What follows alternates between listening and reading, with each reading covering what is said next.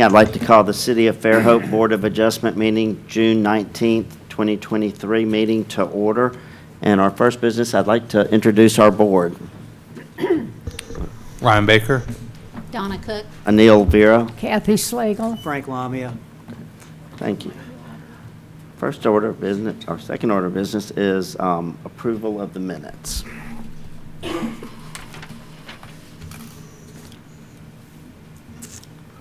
Make a motion to approve. I second it.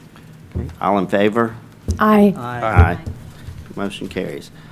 Okay, we have three orders of business on the agenda tonight. The first one is BOA 23.03.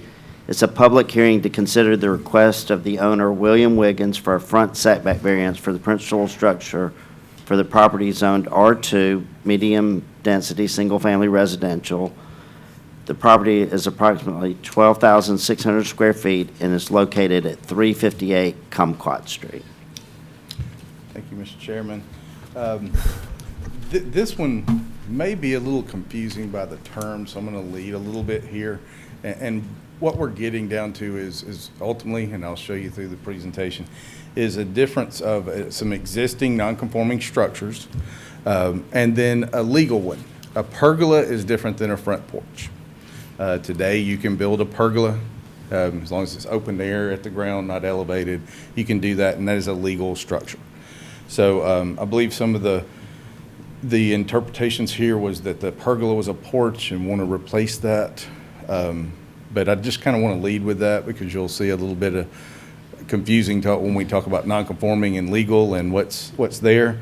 Really, and we do not have a survey of this property to know exactly where those dimensions were. It is a lot of record. It's 70 feet wide instead of the required 75 feet, but the square footage is larger than required in R2. This is in the fruit and nut where many of the lots are 66 foot wide. And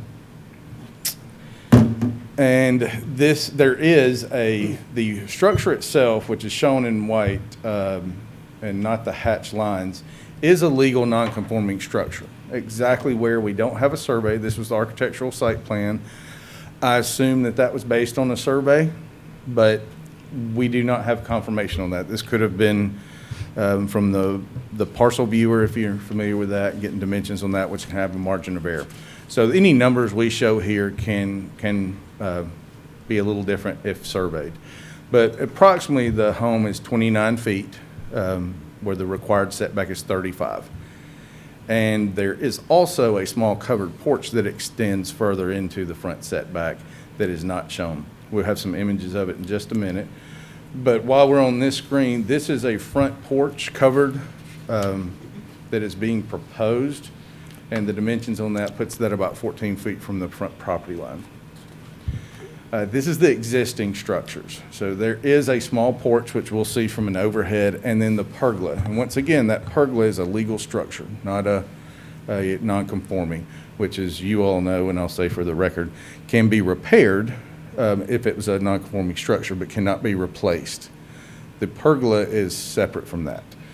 So what is being proposed, I'm going to flip back for a second. If you see the furthest deck there in the pergola was being proposed to do a new addition that I'm going to then move to the architectural plans that matches that front line of that porch approximately.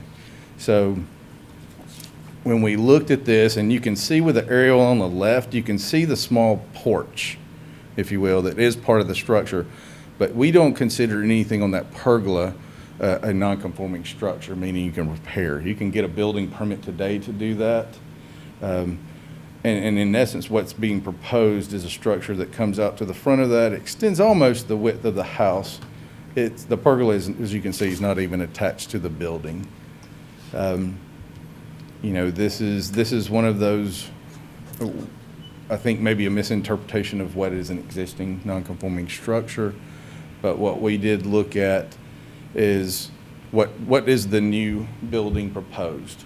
And there's no hardship that would allow a front porch covered to extend 14 feet from the property line.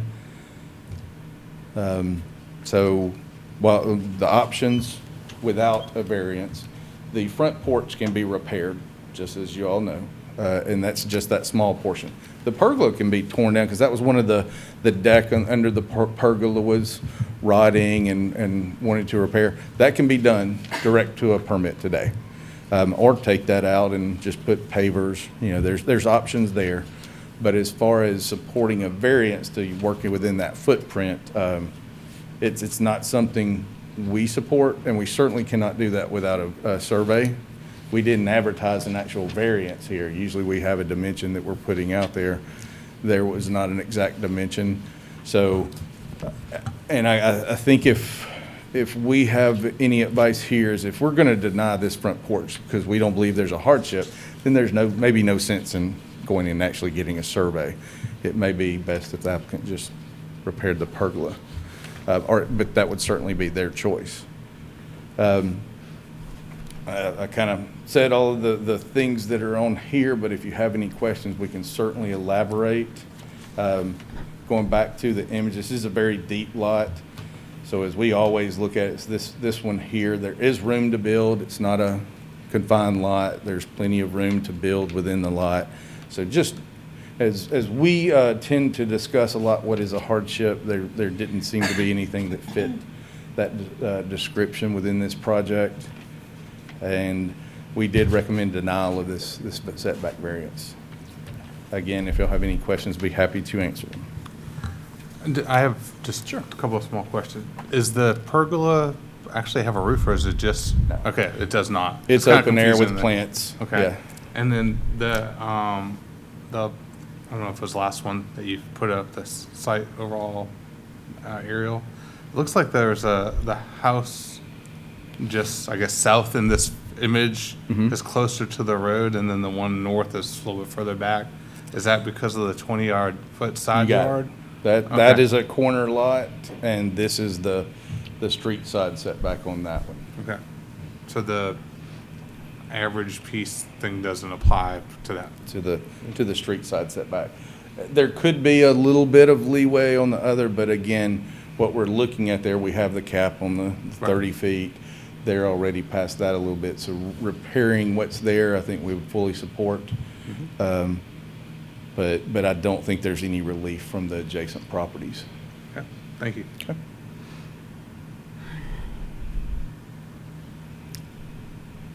Okay. Okay, Any other thank you. questions? Is the applicant here, would like to speak to us about it? If you'll state your name for the records for us. Absolutely. Good evening. My name is William Wiggins. I'm the homeowner, obviously. Kind of in the vein of the hardship, I should have done better on the application, but we obviously considered, the architect and my wife and I, just replacing the pergola. The problem is the slope of our front yard creates a standing water issue underneath the pergola. So I'm afraid if we replace the pergola and the decking, it would just rot again in 5 to 10 years, maybe sooner, I don't know. I fully understand where you guys are coming from on, not wanting to build a front porch because we're in that setback. But I would just request that if we are able to replace it, that we're allowed to place a concrete porch underneath to prevent the standing water issue and the rot, so it could kind of divert the water around the home. Any other questions, I'm happy to answer. Are you suggesting you want to replace the pergola that's there and put, instead of the wood decking, you want to put a concrete slab? Yes, if all we can do is replace the pergola, then yes, I would like to do that. Is that a building permit issue, or is Yeah, that? that's not something that requires a variance. I'd like to request maybe explore a pervious, pavers or something like that, but can also do a concrete. That's just building permit. Okay. No variance needed. Great. Any other questions for me? Okay. Okay, thank you. All right, thank you. I'll open this time the public portion. Is there anybody from the public that would like to speak for or against this project? Okay, we'll close the public portion. And board members, do we have a motion? Make a motion for denial. Second. Okay, we'll take a roll call vote. Aye. Aye. Aye. Aye. Aye. Motion is denied unanimously. Thank you. Second order of business is BOA 2305. It's a public hearing to consider the request of the applicant Paul Marinko on behalf of the owners Emily and Kyle Hansen for a 15-foot side setback variance for the principal structure for the property zoned R2. The property is approximately 12,400 square feet and is located at 686 Greenwood Avenue. Good evening. Mike Jeffries, Development Services Manager with the City of Fairhope. So as you described the property, it is along the corner of Greenwood Avenue and Patland Drive. This particular piece of property is actually a square, which would give it two 35-foot front setbacks, and it's platted with two 35-foot front setbacks. So you may remember October of last year, reviewed a similar case in the same neighborhood where the platted setbacks are different from the zoning, where our zoning code gives an allowance for a side street setback to have a side street setback of 20 feet as opposed to what the platted 35-foot setback is. On the map is a zoning map on the left, an aerial on the right. It is lot 18 of Unit 2. Copy of an excerpt from the plat is on the right-hand side of your screen. Some of the other properties inside this neighborhood that have a similar example are highlighted in yellow on the screen above. Out of these properties, there are 6 already that have utilized close to that side street setback of 20 feet as opposed to the 35 foot. The 15-foot request is compliant with our side street setback as shown in the table for R2. This proposed setback relief also would establish what the front lot line is, and this being adjacent to Greenwood Avenue. Again, I said it's a completely square lot, so typically the side street setback is going to be the dimension that is the widest on the street, and the front setback is the narrowest, which is great for rectangular lots. Easy to tell if you got a 75 by 140 foot lot. It's pretty self-explanatory. On square lots, which side is going to be the front. Here, the proposal is for that side street to be along Patland Drive, and the orientation of the house is in conformance with what that interpretation would be with the side street being there. Staff recommends approval for the 15-foot setback variance on the western property line abutting Patland Drive. This results in a 20-foot street side setback on Patland Drive and will retain the 35-foot front setback on Greenwood Avenue. If there's any questions, I'd be happy to answer them, and Mr. Paul Marcinko is here on behalf of the applicant tonight. So the front of the house faces Greenwood, is that correct? That is correct.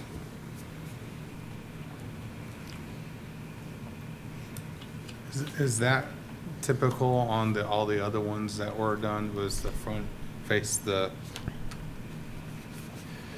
So for the ones that we have up on the screen, some of them they're not all on that same corner of Greenwood in Patland. Right. But it is on that Greenwood, that front line does continue down. Greenwood is the predominant front setback line. Okay. Thank you.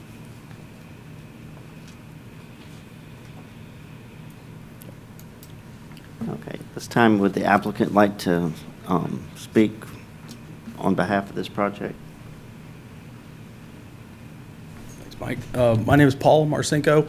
Normally here on behalf of my company, but this time just personally to represent Emily and Max, my friends, and I'm here to answer any questions, and they are as well, that you might have this evening. Is there any questions? All right, thanks. Thank you. We'll open this to the public portion. Is there anybody from the public that would like to speak for or against the project? We'll close the public portion. And board members, do we have a motion? I make a motion to approve.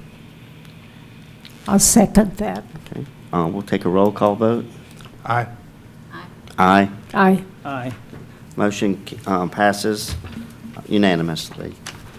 Our last order of business is BOA 2306. It's a public hearing to consider the request of the applicant on behalf of the owners for a special exception for indoor kennels on the property zoned M1, Light Industrial District. The property is approximately 23,061 square feet and is located at the east of Greeno Road South and south of Nichols Avenue Extension.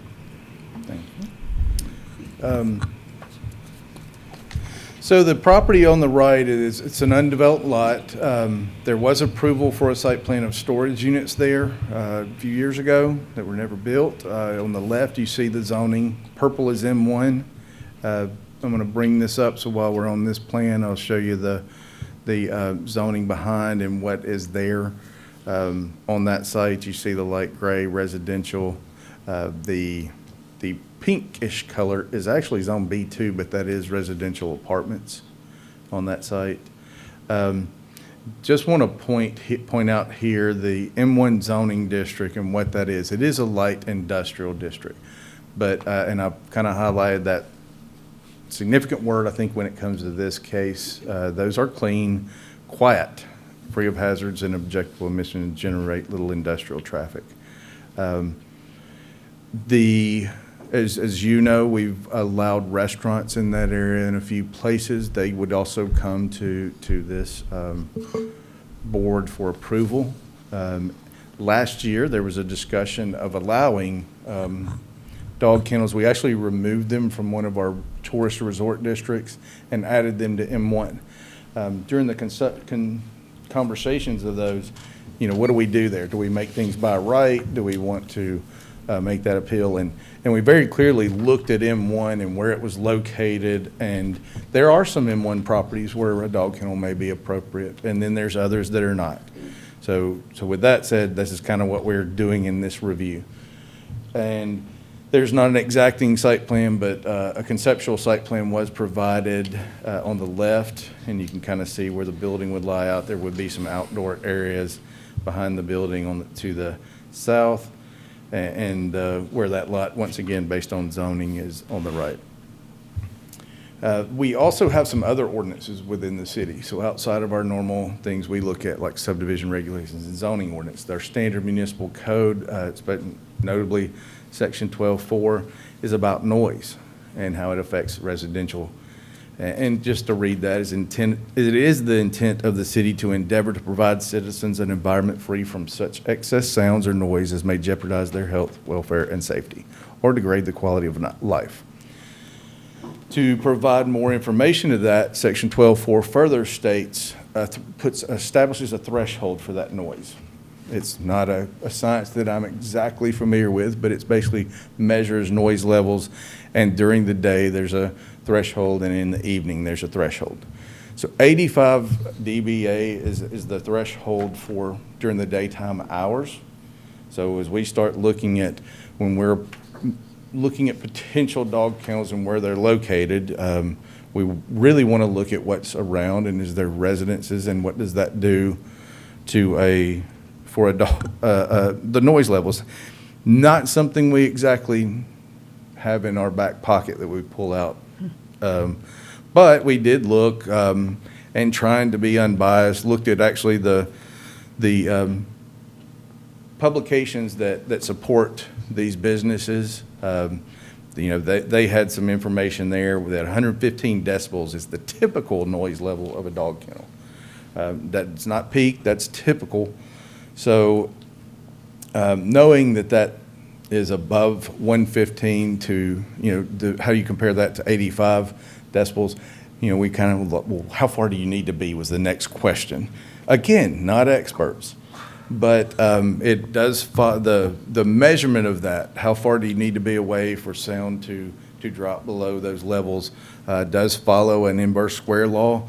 And luckily, Georgia State has put a calculator out there, and they actually throw in some information, because that inverse square law is based on perfect world.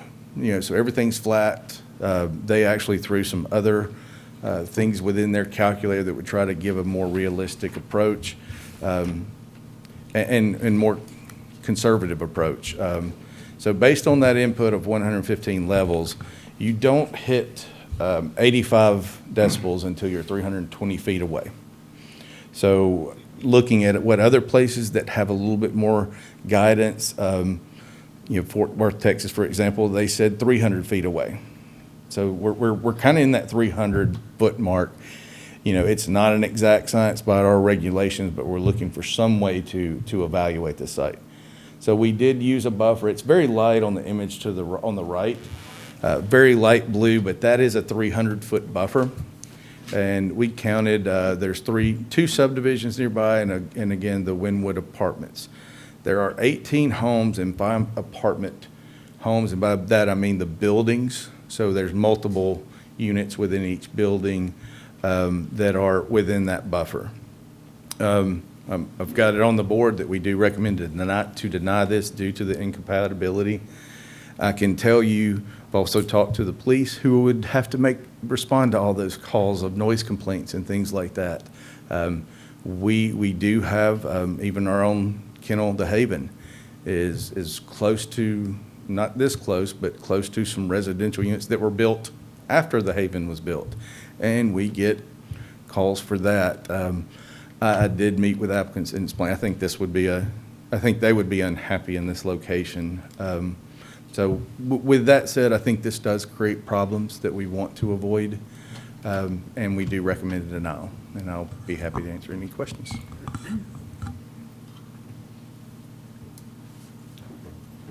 And Larry, are you here? Larry Smith is here with SE Civil too, on behalf of the client.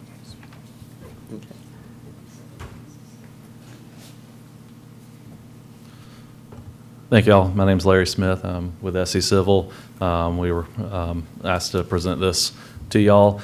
And I know I've got a long road ahead of me on this one.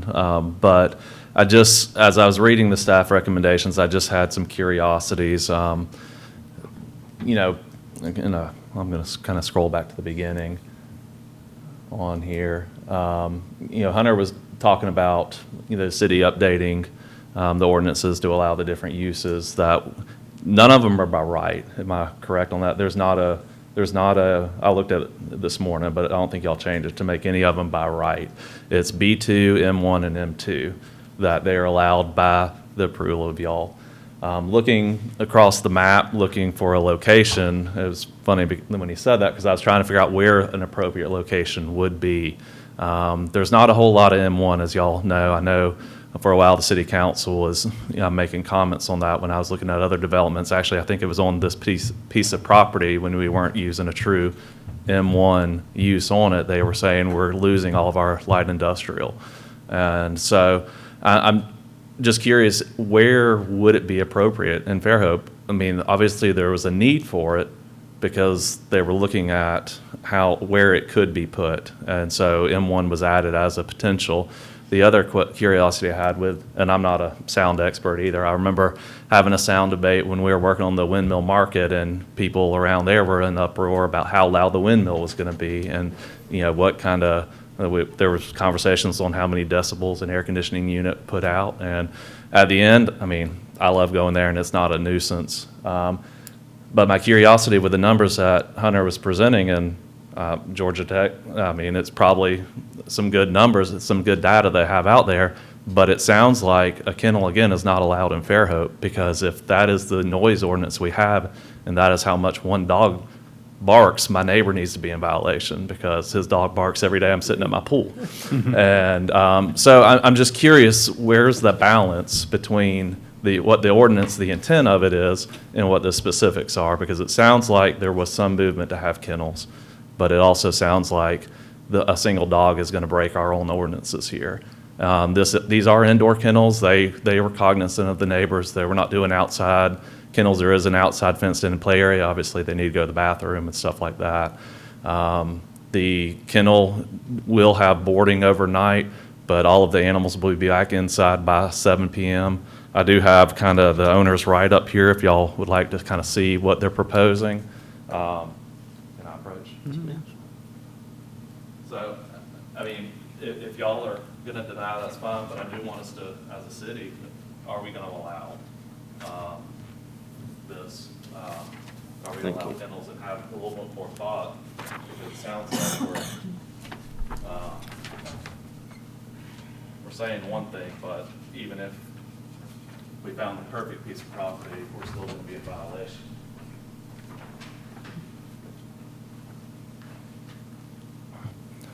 And I'll be glad to answer any other questions that y'all have.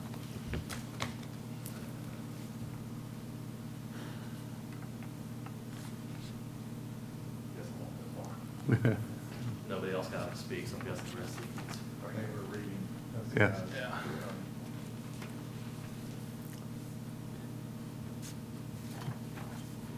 There's kind of a difference between a dog in a yard and a whole building full of them. I agree. So, I mean, it's not, what you're suggesting isn't apples to apples.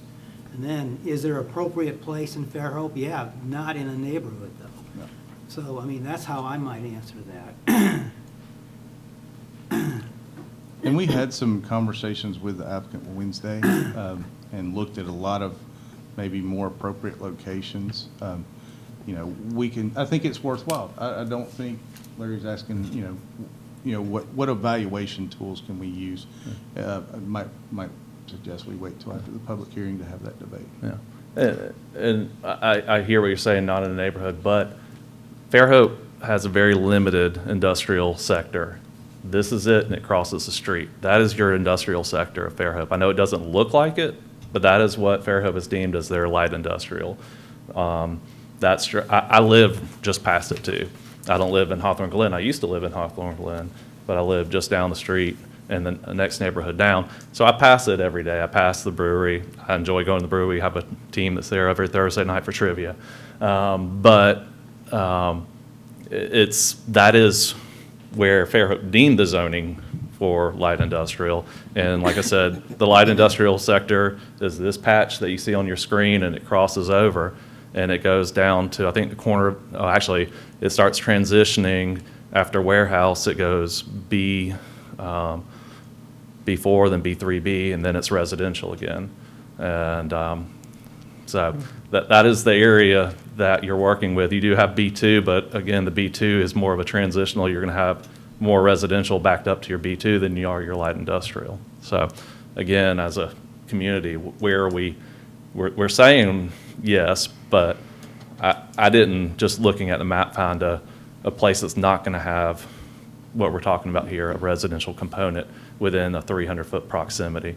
So where would it go then?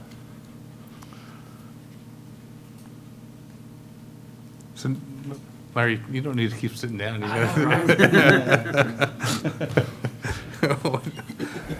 You said that they'll all be inside. Mm-hmm. I mean, and I guess I know downtown there's the animal clinic that they board behind that as well. Mm-hmm. Do you know any, is there a lot of complaints at that location as well? Because there's residential right around that as well. I do not. Okay. I just don't know. Yeah. Bay Animal? It's Bay Animal, that's right. I don't know how much inside, I mean, the 100 decibels outside, when you put even if it's 20 dogs or whatever, this has 50 suites, so I don't know if it's going to be 50 dogs in there. Yeah. Is it going to be 100 decibels through the walls, and how does that work? And Yeah. I don't know the answer to this, and I understand both sides of it, I guess that's why I'm asking the question. Well, we'll ask, there was a particular site, actually with the applicant, when we were making these that we were looking at. It is within this chunk of M1. Really won't go because that didn't work out. There's no sense in looking at that. But it was a much bigger site, and had woods in between and a buffer, but there's also M1 down by the airport. That's what I was going to say. We do M1 have South. B2 that would work, and does not have the residential around. Yeah. I mean, it was surprising, not everything would work, for the particular client, because we were looking at other things on Wednesday, and some would work, some would not, but, I do think there's other opportunities. So. But, and I hear what you're saying down by the airport, there are some areas down there as well. And, I mean, the idea behind this one is more, they do boarding, but it's more of a daytime suite, like you take your kids to preschool. Some people like to take their dogs to a place during the day, and it's not going to be a good business model for them if they're people that are trying to accommodate are in downtown Fairhope. They're going to have to drive south to the airport and then back to where they're heading to work. So this is more centralized to where they're trying to provide their service. So I'm not going to sit down. I'm about to walk down. I mean, is a yay or nay today? Is that how it works? I mean, unless he tables it? Yes. Yeah.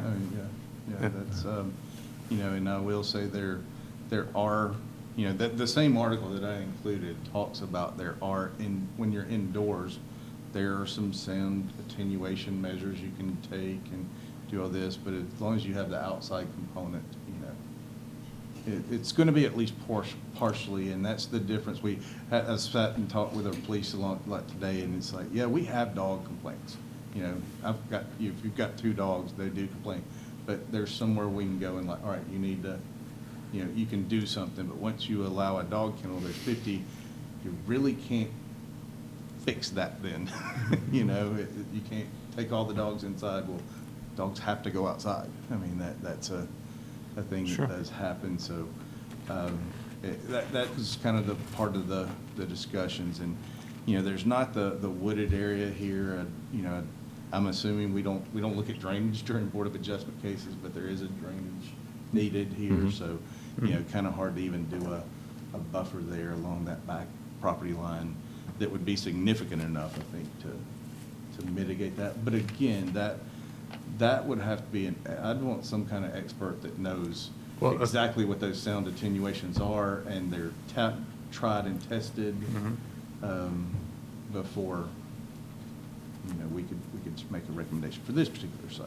I guess that was my only, like, if you said that, hey, we can go get experts and explain how this would work, Yeah. I could look at it differently. Right now, all we have is your report. Yeah. And I believe there's some people in the public that are going to speak to this, so I'll try to get in touch with my client in the meantime while they're speaking and find out if that's something at this point they can provide. I don't think there's even an architect involved, much less any sound attenuation experts. So right now, they just want to find out if they can use the site before they design a building, because, that Might be too me big standing of a up here hurdle to is climb. me standing up here is pretty cheap, and then you get the architect involved and different specialists. It gets very expensive. Sure. So. Well, it butts right up to residential, and you're gonna have an outdoor space. I don't know how you can Yeah. acoustically figure that, solve that, So, I don't know. All right, thank you. This time, I'd like to open it to the public portion. Is there anybody for the public that would like to speak for or against? If you'll state your name for us. Yes, thank you. My name is Eugene Levert. I live at 116 Spring Park Drive. And I'm the vice president of our homeowners association. Our neighborhood backs up to this proposed development, and we really appreciate your careful consideration of this project. Let me just read you a paragraph from the letter, and then I'm happy to answer any questions. I have a petition signed by 26 of our residents. As I say, we back right up. We are a neighborhood that runs, we're east of Greeno Road. We're on 2 cul-de-sacs, and the cul-de-sacs end at the north part of the property that backs up to this development. Our residence consists of 34 homes, largely made of senior citizens. This community was chosen by most of us for the quiet, safe environment. Some of these homes are within less than 25 feet of the proposed special exception request property. I received one of your letters, as did the signatories to this petition. We are certainly very concerned that this facility is even being considered for this space. It would be extremely upsetting and disturbing to have this happen. Therefore, we are providing you this letter with many of the property owners in our neighborhood signing below to voice their adamant opposition for property rezoning or special exception being granted. So we do ask you to deny this project, and I'll present this petition here.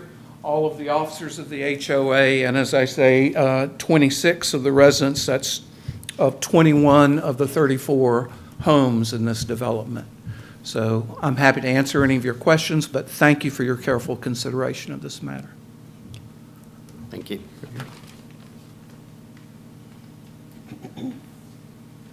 Hello, I'm Anthony Wansick. I'm on the board of the POA for Hawthorne Glen. There's 100 properties in that neighborhood, and everybody is opposed to this. So we're hoping that you consider that in your decision. Larry, will you Thank state your address for the records, Oh. please? 219 Hawthorne Circle. Thank you.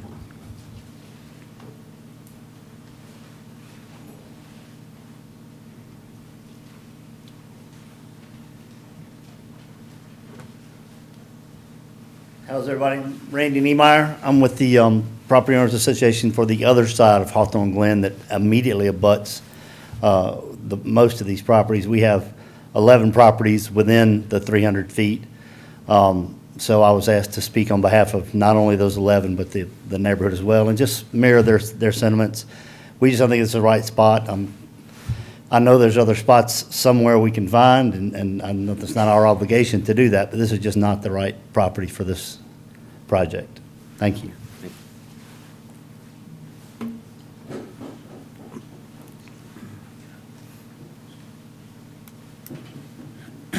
Good evening, y'all.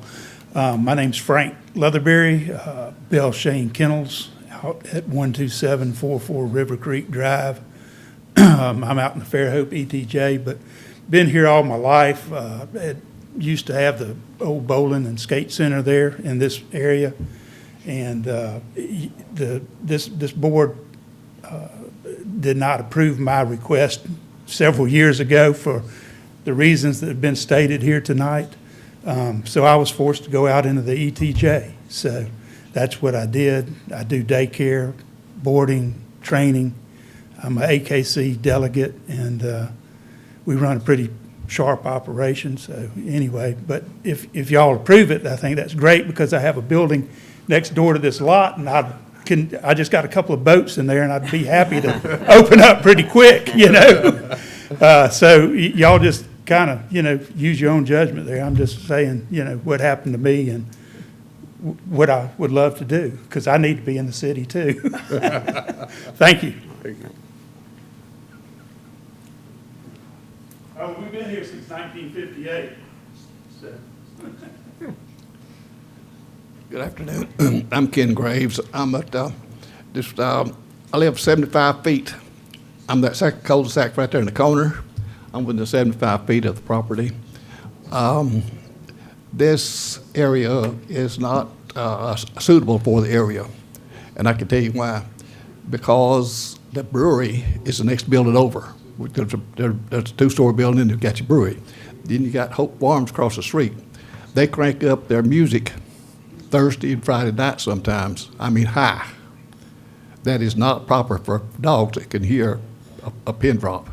So it's not suitable for dog pound just because of the sound. For dogs, it would be suitable for the dogs either. So we some of our homeowners back there, their backyards are 15 feet from an 8-foot fence. I mean, we're talking about 15 feet. Then you got the you can tell from that mark there. So you can imagine what it would be 15 feet from a dog pound. Consider it. I did not request an owl.